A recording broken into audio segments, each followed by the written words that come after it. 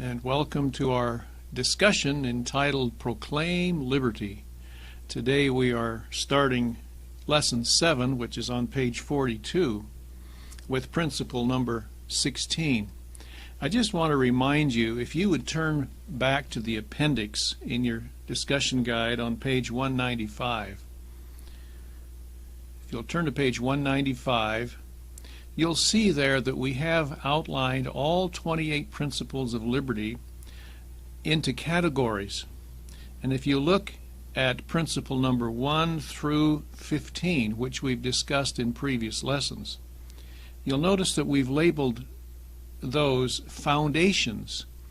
These are principles that the founders felt like must be the beginning, must be understood and believed by people who are then going to build a government.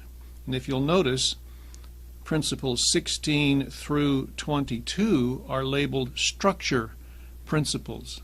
And that's what we're going to begin to do today with principle 16, to build the structure of government, having once laid the foundation of principles. And you'll see these principles as they come as we build the structure of the United States Constitution.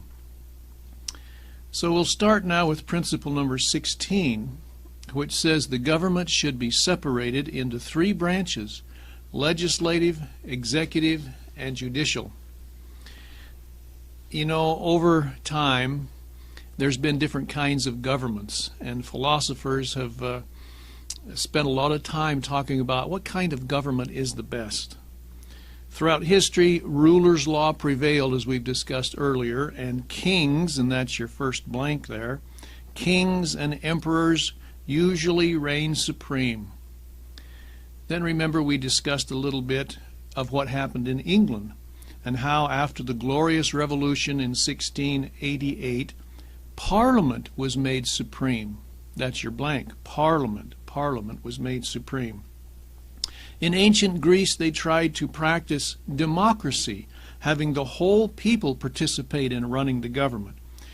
In other societies, small families, elite families, wealthy business people seized power and set themselves up as a self-perpetuating aristocracy.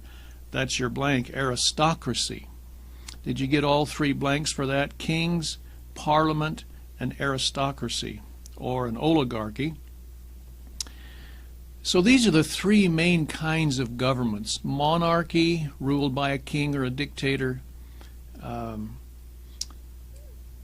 democracy, ruled by all the people; or an aristocracy, ruled by a small group of people or a family, and so forth. Which one is the best? Then in letter A, we've already introduced you to this name, this Greek historian by the name of Polybius. He was a great historian, actually taken to Rome after Rome conquered Greece.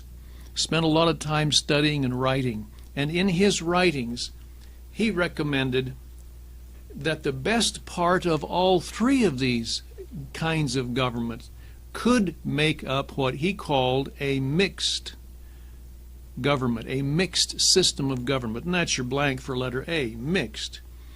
In other words, there's really an advantage in a monarch. Can you think of an advantage of a monarch or a dictator? What advantage would that have?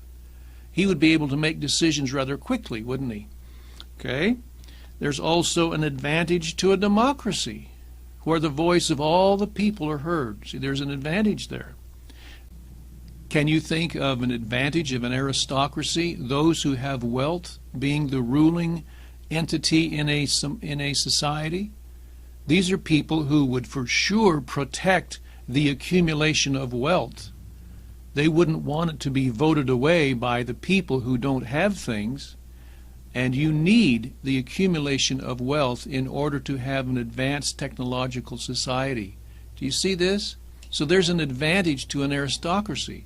So Polybius comes along and says there's an advantage to all 3 of these, and perhaps what we need to do is to create a government that has the advantages of each one of those in its structure. Well, he wasn't able to do that except for to just suggest it.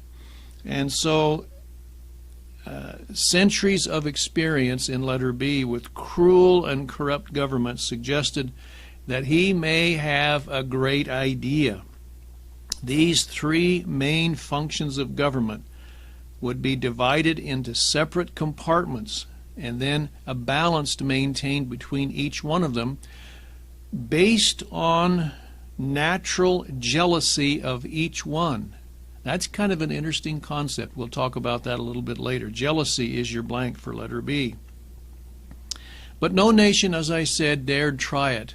And basically, Polybius's ideas lay dormant for some 1700 years until the Frenchman, which we've introduced you to, Montesquieu, came along in the 18th century and made this observation under letter B.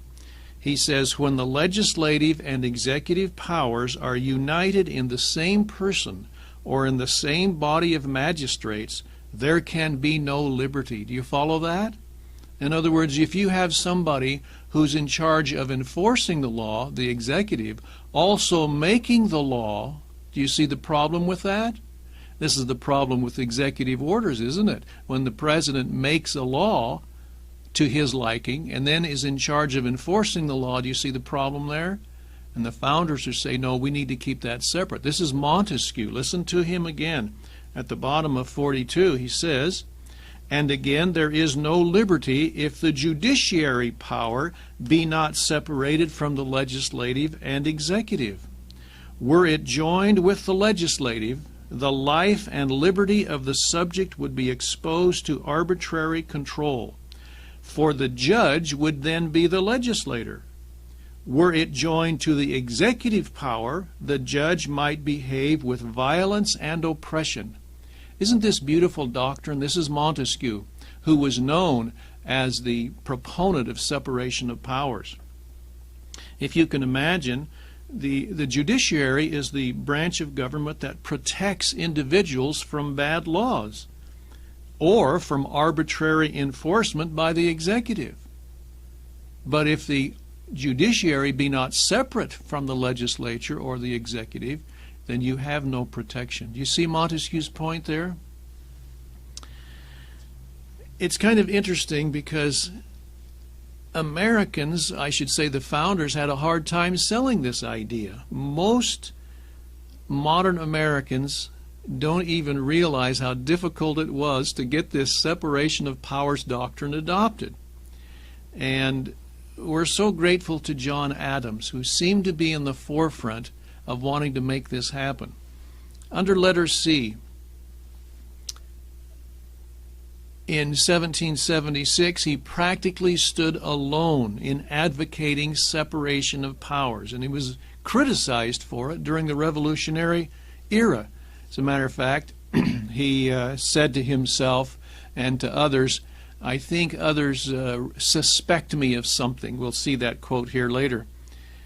So many years later, he wrote to his friend Dr. Benjamin Rush the following quote, if you'll follow me along. He says, I call you to witness that I was the first member of Congress who ventured to come out in public in favor of a government with three branches and an independent judiciary.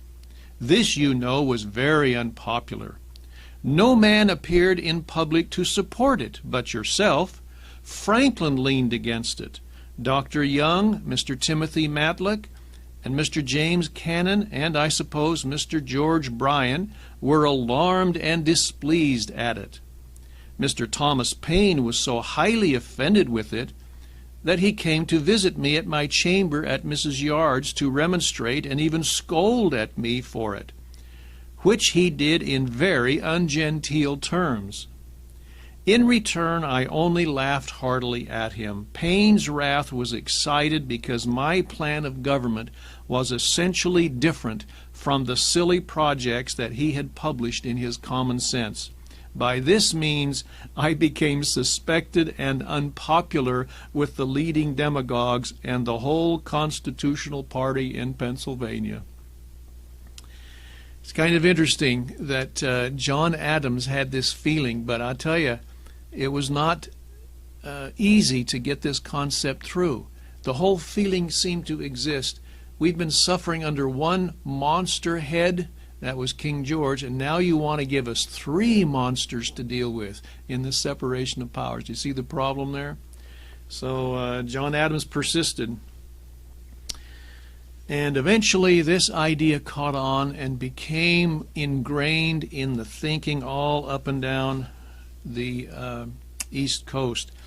Look at letter D. Madison, for example, wrote, "The accumulation of all powers, legislative, executive, and judiciary, in the same hands, whether of one or a few or many, and whether hereditary, self-appointed, or elective, may justly be pronounced the very definition of tyranny." Do you follow that? There are three main purposes and powers of government: the power to make a law, the power to enforce a law, and the power to interpret a law. You put all those into one person or a small group of people, what do you have?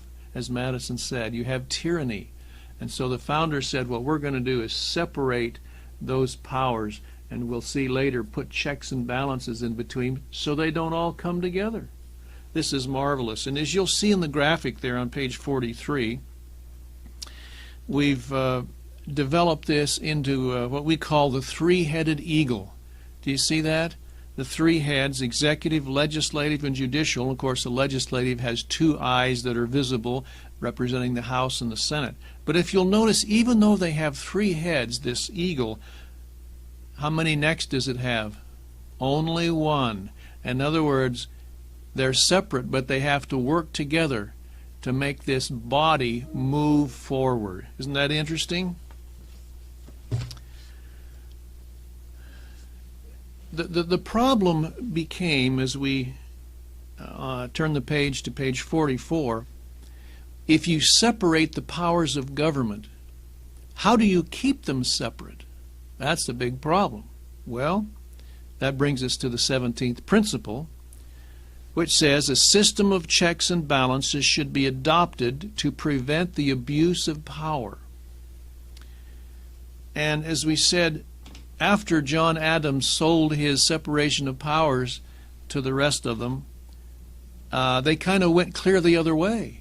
They said, okay, if we separate powers totally, then perhaps there should be an absolute separatism. And John Adams says, no, you can't have them absolutely separated.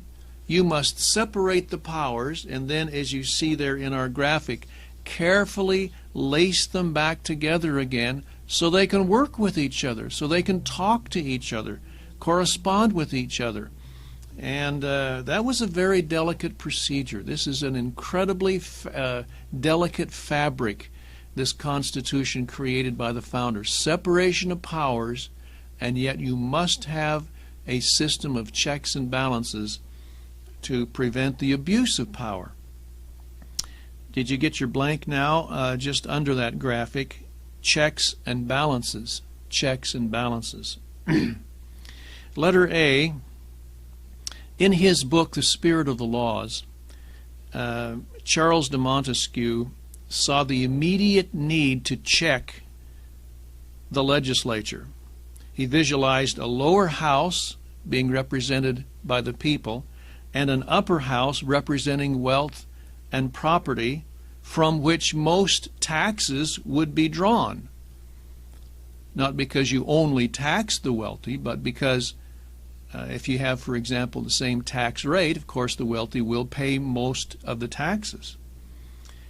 He said that for each of these houses to satisfy their wishes, it would be necessary for them to cooperate together, and yet they would each act as a restraint on the other because of their separate interests and desires. Do you see that? The House interest would be the people. The Senate would be those interested in preserving the property.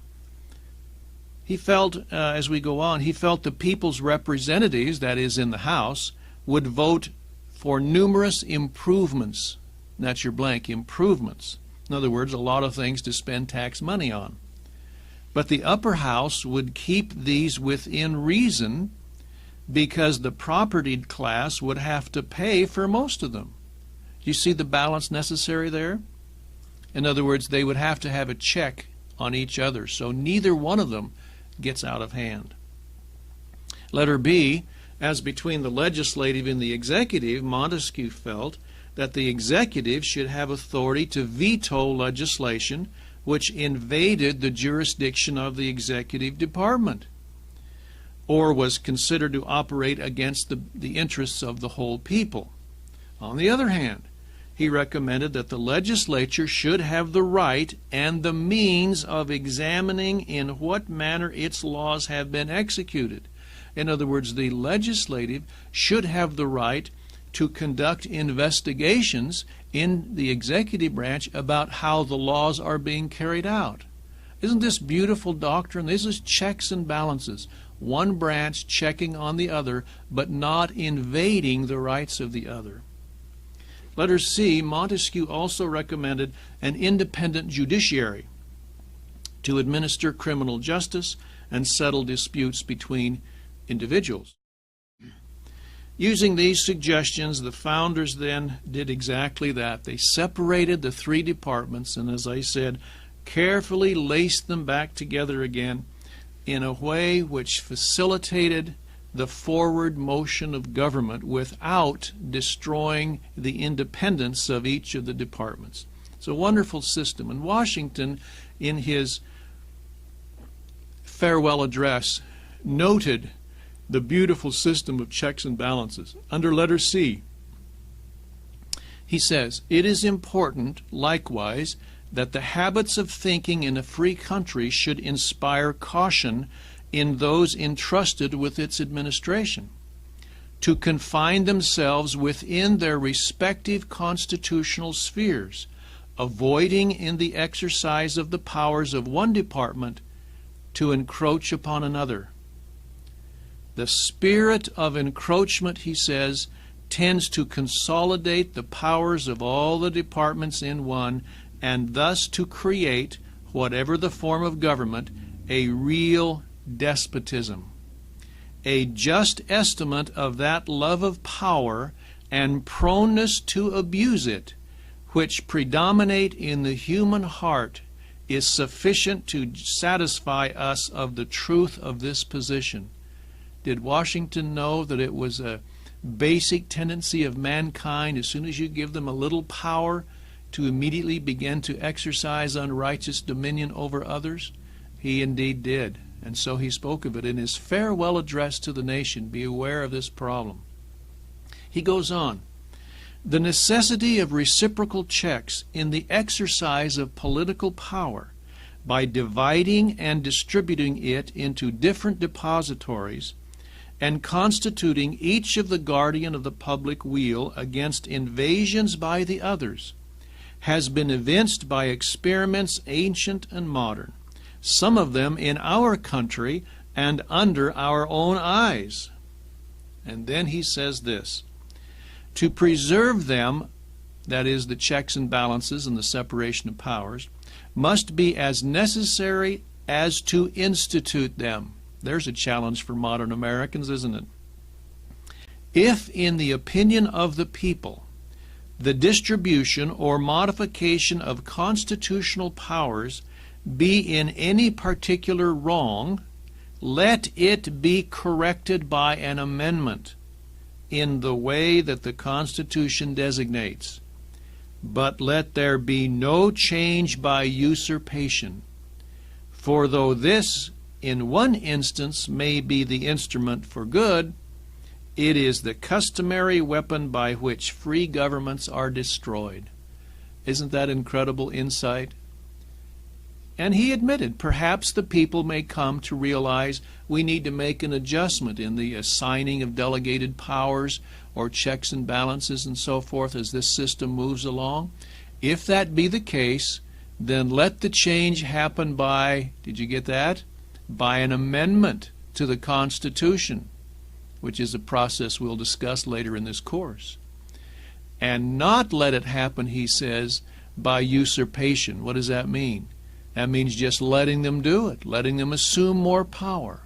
See, we have big problems with that today, don't we? Let it be done by an amendment to the Constitution and not by usurpation. Well, once we have powers divided and balanced and checks and balances in mind, what is the best way to preserve this whole system? And that takes us to Principle 18 on page 45, which says, the unalienable rights of the people are most likely to be preserved if the principles of government are set forth in a written constitution.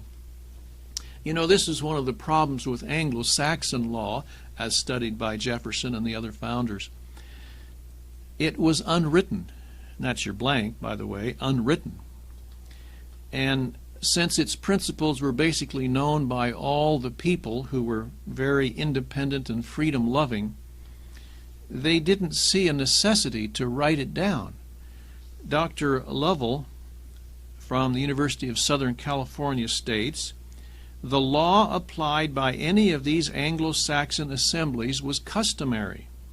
Until the Anglo-Saxon conversion to Christianity, it was unwritten, and like all customary law was immutable. Well, in letter A, as we already have indicated, the Norman conquest changed all this and taught the Anglo-Saxons and the founders a bitter lesson when the Norman conquerors took over and corrupted the Anglo-Saxon government. And then you had this century-long conflict, as we've already pointed out, between the Norman kings and the Saxon people. And so the Saxons tried many ways to recover from this. For example, number one, in 1215, which was only about 150 years after the Norman conquest, they got together and wrote, as we've already mentioned, the Magna Carta, and that's your blank for number one, Magna Carta, where they said these are the inalienable rights of all freemen, all freemen. And you remember King John didn't really want to sign it. He was rather coerced into it, didn't honor it. Then later that same century, a model parliament was created. And this is where the people chose some of their best representatives to go up and be with the king, to remind the king of the rights of the people. Then in number three, you had a petition of rights in 1628 because Charles I was so harsh. And after him, number four, later after him, James II was overthrown in the glorious revolution, you remember, and the English Bill of Rights was later signed. You see these documents being signed, all trying to get the rights back which they had lost. And notice, they were all written documents as opposed to unwritten law. And the founders learned this lesson. If you want to preserve the structure and the beautiful rights of the people, you write down the structure of government. You write down these main principles. Well, what's interesting, throughout the centuries, even Britain has survived without a written constitution. But the founders said, no, we need to write it down. The main elements of our government, we need to write it down. And they even put a Bill of Rights mentioning a few basic rights which were prohibitions on the federal government. So the concept of a written constitution is entirely American. I think we pointed out that over 100 nations today have written constitutions, but the oldest one is the United States Constitution. The United States, one of the youngest countries in the world, has the oldest written constitution because, see, this is an innovation by the founders. Did you get your blank there for letter B? American. American. And so the first written documents in America, number one, was in 1620, the Mayflower Compact. 1620 is your blank. And number two, when Thomas Hooker wrote his famous Fundamental Orders of Connecticut in 1639, which is your blank, 1639. It's interesting that both of these charters of liberty made no mention of or any reference to the Crown or the British government as the source of their authority. Both of them mentioned the people, we the people. That was a big change in thinking about authority to govern. Okay, the next question is, in a written constitution, if you're going to reduce it to writing, what powers do you delegate to government? And that brings us to the 19th principle, bottom of 46, which says, only limited and carefully defined powers should be delegated to government, all others being retained in the people. I want you to go over to page 47, a quote from Alexander Hamilton. He says this, there is in the nature of sovereign power an impatience of control that disposes those who are invested with the exercise of it to look with an evil eye upon all external attempts to restrain or direct its operations. Do you follow that thinking? Those that are given power always feel a little uncomfortable with those who want to watch them to make sure they don't abuse their power. That just seems to be human nature. He goes on, this tendency is not difficult to be accounted for. It has its origins in the love of power, which is your blank, power. Power controlled or abridged is almost always the rival and enemy of that power by which it is controlled or abridged. This simple proposition will teach us how little reason there is to expect that the persons entrusted with the administration of the affairs of the particular members of a confederacy will at all times be ready with perfect good humor and unbiased regard to the public weal to execute the resolutions or decrees of the general authority. The reverse of this expectation results from the constitution of man. Do you see Hamilton's description of the tendency of human nature? He knew it well in the Federalist Papers.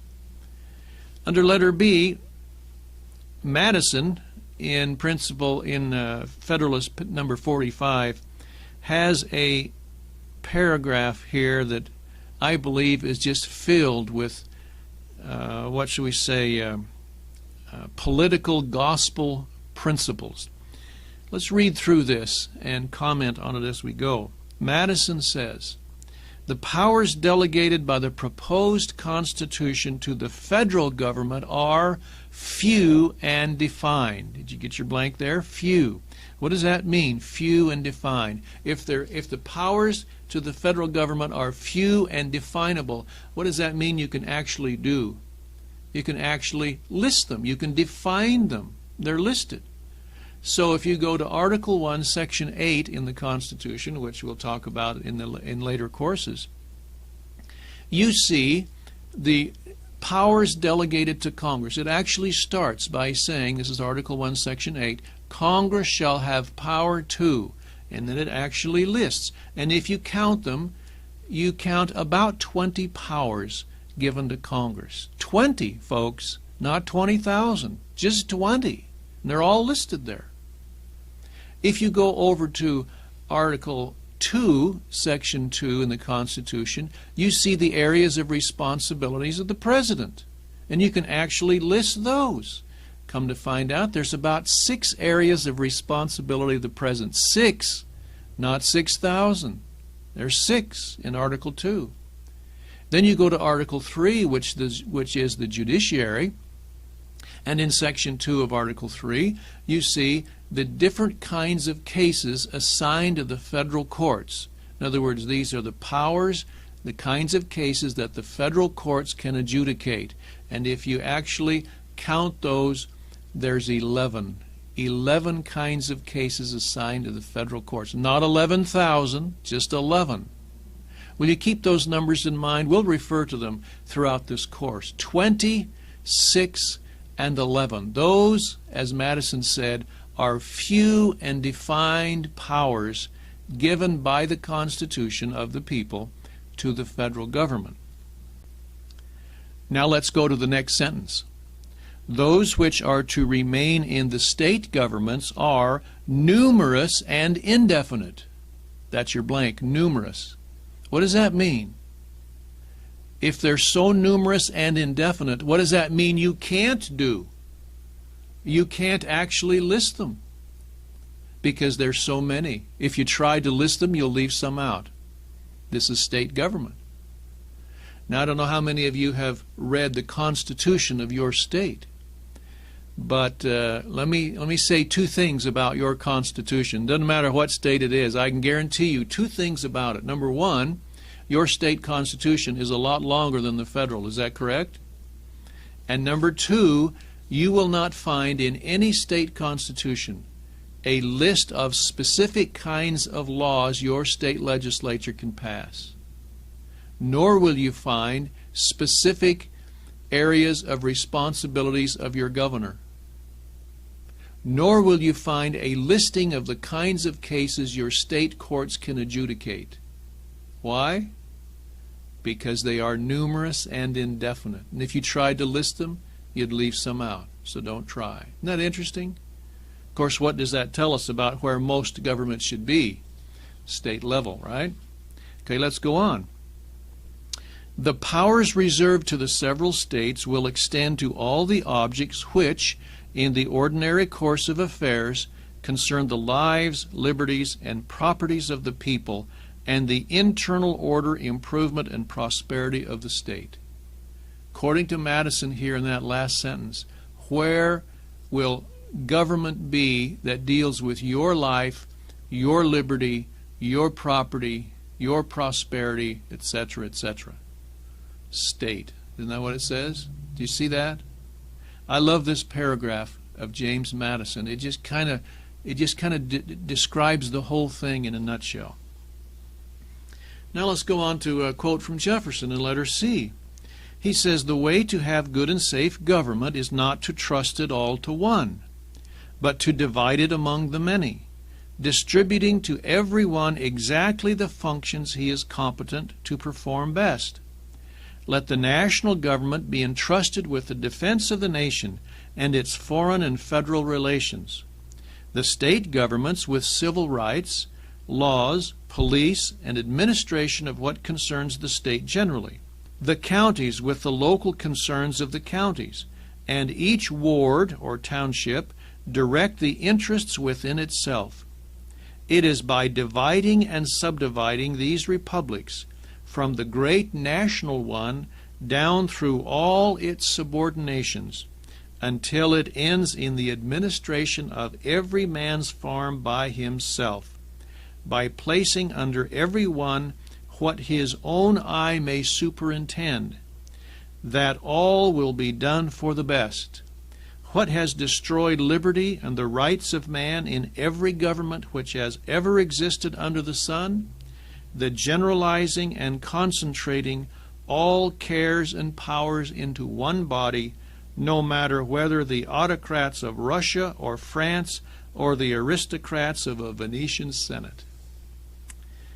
Jefferson was pretty definite and pretty strong about dividing the power, limited and divided power in the different levels of government. Well, it's one thing then to say government should divide the power, but there's another main problem that the founders had to deal with, and that's what we'll take up in the 20th principle in Lesson 8.